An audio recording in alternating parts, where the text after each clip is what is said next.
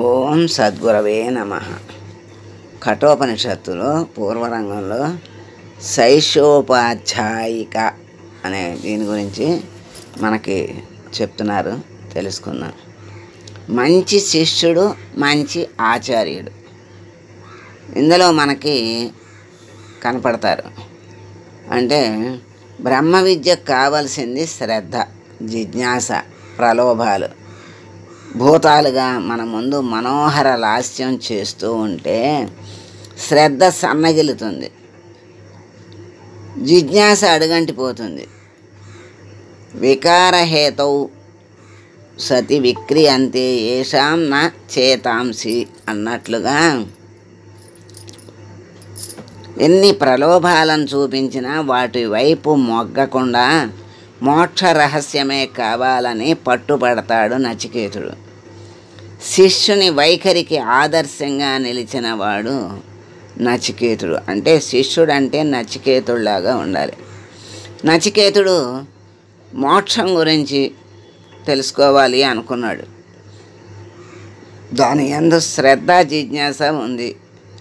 ఈ శ్రద్ధ, జిజ్ఞాస ఉన్నప్పుడు కొన్ని ప్రలోభాలు భూతాలుగా ఆవహిస్తే వాటిని లక్ష్యం చేయకుండా వాటిని పక్కకు పెట్టి తన యొక్క లక్ష్యం వైపే మొగ్గు చూపించి, అంటే ఆ లక్ష్యం మీదే దృష్టి పెట్టుకున్నాడు. అటు మళ్ళలేదు అటు నుంచి. ఆ విధంగా శిష్యుడంటే అలా ఉండాలి అని చెప్పారు. అందుకే మంచి యజమానికి మంచి పనివాడు దొరకాలి అంటారు. అట్లాగే మంచి గురువుకి మంచి శిష్యుడు దొరకాలి. అట్లాగే మంచి అన్నంలోకి మంచి కూర దొరకాలి అంటారు. అప్పుడు ఆ రెండు కలిస్తే అట్లా శుభంగా చక్కగా ఉంటాయని చెప్తారు.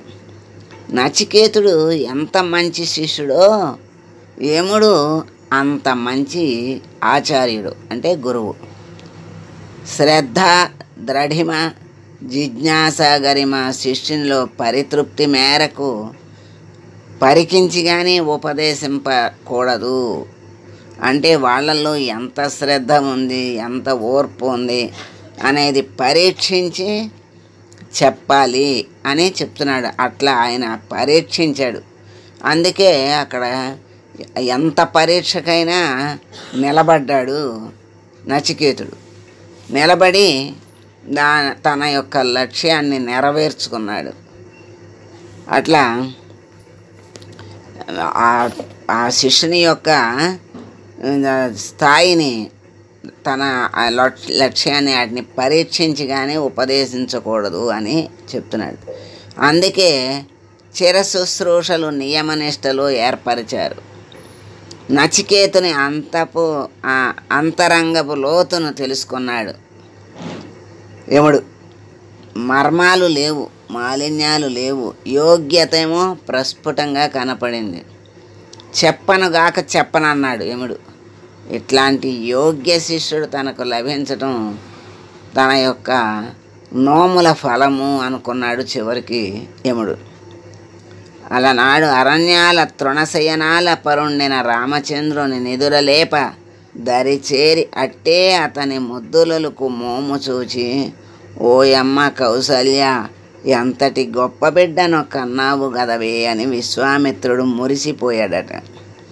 ఆ విధంగా తన వల్ల బ్రహ్మ విద్యను, మోక్ష రహస్యాన్ని వింటున్న నచికేతుని ముఖంలో వెన్నెల వెలుగుల్ని చూసి పరమానందపడిపోయాడు యముడు.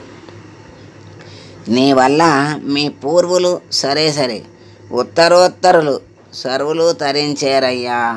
మీ గౌతమ వంశం ఈనాటికి నీ వల్ల పరమపదంలో ప్రత్యుత్థాన మర్యాదలు అందుకుంటోందయ్యా అన్నాడు యముడు. గౌతమ అని అభిజాత్యాదరంతో సంబోధిస్తూ యముడు ఆచార్యులకు శిష్యులపై వాత్సల్యం ఇలా పొంగి పొరలాలి.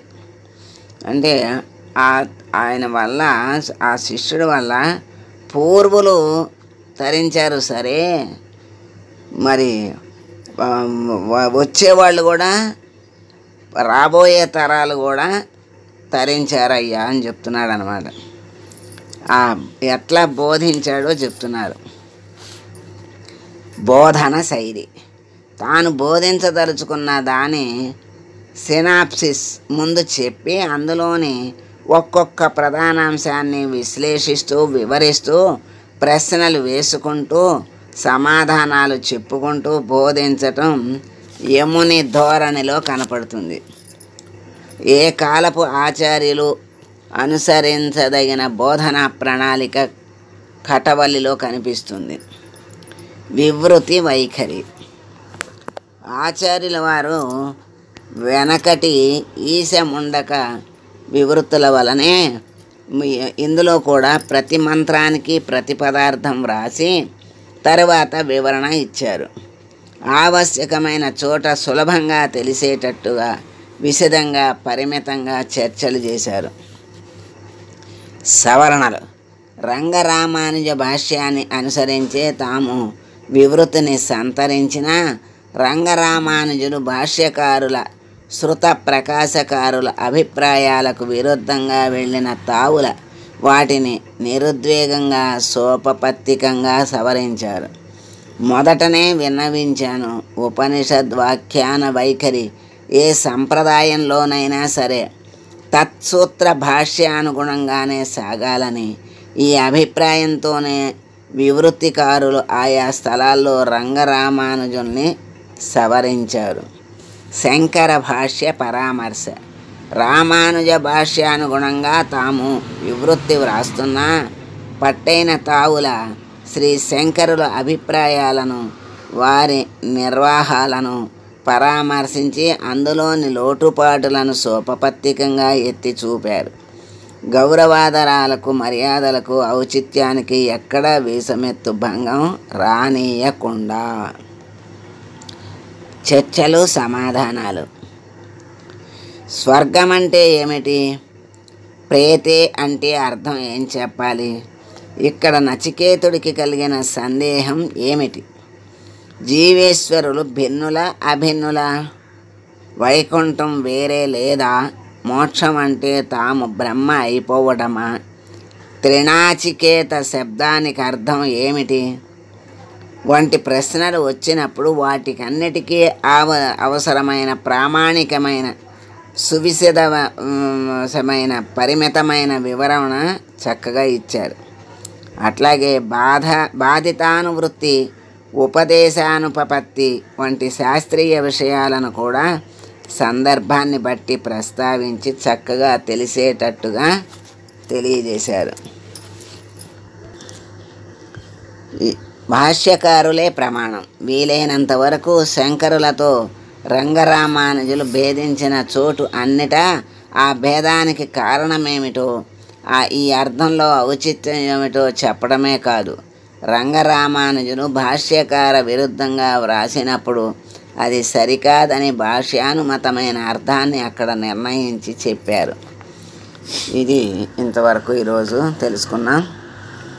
స్వస్తి. మంగళం గురుదేవాయ మహనీయ గుణాత్మనే సర్వలోక శరణ్యాయ సాధురూపాయ మంగళం.